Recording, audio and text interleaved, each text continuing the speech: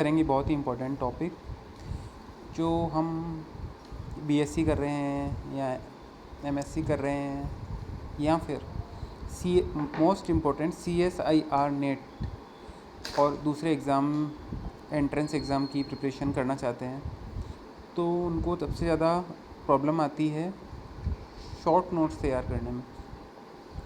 जब भी हम एग्ज़ाम में जाते हैं 1 या 2 दिन पहले नेट के सेट के, तो हमको चाहिए होता है कि हम शॉर्ट नोट्स हो हमारे पास। शॉर्ट नोट्स से हम जल्दी रिवीज़न कर सकते हैं। तो मैंने बहुत ही मेहनत करके ये शॉर्ट नोट्स तैयार किए हैं। आप एग्ज़ाम से पहले इसका रिवीज़न ज़रूर करें और जैसे जैसे मैं उनको थोड़ा एक्सप्लेन भी करूँगा जो आपके लिए एग्ज़ाम के लिए बहुत हेल्पफुल होंगे। तो आइए जल्दी टाइम नहीं वेस्ट करते हुए जल्दी शुरू करते हैं। आज का हमारा टॉपिक है कॉम्प्लेक्स एनालिसिस। इसके शॉर्ट नोट्स के बारे में हम देखते हैं। सबसे पहले कॉम्प्लेक्स नंबर होता है z से डिनोट करते हैं। z equal to X plus iota Y. यहाँ आयोटा होता है √-1। नॉर्मल है ये, तो हम जानते हैं ये होती है एक्स एक्सिस, ये होती है वाई एक्सिस। इसको हम कहते हैं रियल एक्सिस, इसको कहते हैं इमेजिनरी एक्सिस। ठीक है। नेक्स्ट, ग्राफिकल रिप्रेजेंटेशन क्या होता है इसका? तो वो होता है mod z minus A is equal to R. किसका है ये? इक्वेशन है सर्किल का। वैसे सर्किल का इक्वेशन होता है x² + y² is equal to r², जिसमें सेंटर होता है a0। तो अगर हम कॉम्प्लेक्स में बात करेंगे तो क्या होगा? Mod z minus A is equal to r यहाँ पे रेडियस है। अब हम देखते हैं प्रॉपर्टीज़ कॉम्प्लेक्स नंबर्स की कुछ। तो फर्स्ट प्रॉपर्टी क्या है इसकी? मोड z क्या होता है? Mod x plus iota Y. तो मोड इसका हटाएंगे तो मोड की वैल्यू क्या होती है? रियल पार्ट कौन सा है इसमें? x है और इमेजनरी पार्ट कौन सा है? y है। तो रियल पार्ट का स्क्वायर प्लस इमेजनरी पार्ट का स्क्वायर, उसका रूट निकालेंगे तो हमारे पास मोड निकलेगा।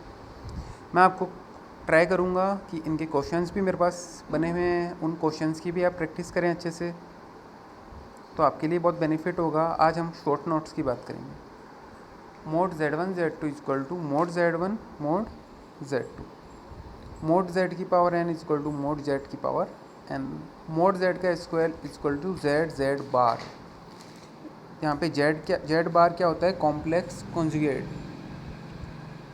जिसकी वैल्यू अगर z x plus iota y है तो z बार क्या होता है? x minus iota y।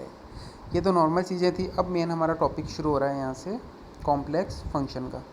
Complex function क्या होता है? fz is equal to u plus iota y, जहाँ पे u रियल पार्ट है और v क्या है? इमेजनरी पार्ट है। और u और v किसके फंक्शन है? यहाँ पे x और y के। ये बहुत ही इंपॉर्टेंट टॉपिक, यहाँ से क्वेश्चन 100% नहीं तो आता ही रहता है हर एग्ज़ाम में, चाहे नेट JRF वाला पेपर हो, सेट वाला हो, या डेफिनेशन के तौर पे बीएससी एमएससी में भी ये क्वेश्चन बहुत ही आता है।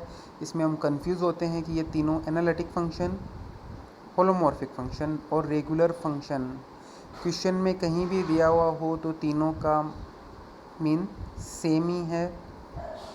सबसे फर्स्ट है कि ये फंक्शन होने के लिए क्या क्या क्वालिटी होनी चाहिए। तो फर्स्ट होता है, आप इसके नोट साथ साथ बनाते रहें, ये आपको बहुत बेनिफिट होगा इसका। fz जो होना चाहिए वो क्या होना चाहिए? सिंगल वैल्यूड होना चाहिए। डी में क्या होना चाहिए? Single valued. सिंगल वैल्यूड का मतलब क्या होता है? यहाँ नीचे सिंगल वैल्यूड फंक्शन, जैसे fz इक्वल टू z²। हम यहाँ पे z की कोई भी वैल्यू देंगे तो हमको सिंगल वैल्यू ही मिलेगी, इसलिए ये कौन सा है? Single valued function. इसका मतलब ये एनालिटिक हो सकता है। सेकेंड होता है multi valued function, fz equal to z की पावर हाफ। जब भी हम रूट निकालते हैं, जैसे हमने निकाला √4, तो √4 की वैल्यू क्या होती है? 2 भी हो सकती है और -2 भी हो सकती है। इसका मतलब वो सिंगल वैल्यूड नहीं है। fz is differentiable at all points of d।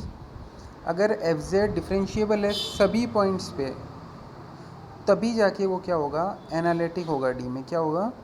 अगर ये दोनों क्वालिटीज़ हमारे पास है तो वो फंक्शन क्या कहलाता है? एनालिटिक, होलोमॉर्फिक और रेगुलर। नेक्स्ट हम देखते हैं f डैश जेड की वैल्यू कैसे निकालते हैं हम। Limit z tends to z0 fz minus fz0 upon z minus z0। बहुत ही इंपॉर्टेंट CR इक्वेशन बोलते हैं इसको, कोची रीमान इक्वेशन। क्या होती है कोची रीमान इक्वेशन? देखते हैं। F Z is equal to U plus iota V. अगर ये फंक्शन है कॉम्प्लेक्स फंक्शन, अगर इसका हम CR इक्वेशन कौन सी होती है जो इसको सेटिस्फाई करनी चाहिए, तो वो होती है del U over del X is equal to del V over del Y. Del U over del Y is equal to minus del V over del X. यहाँ माइनस का ध्यान रखना है आपको।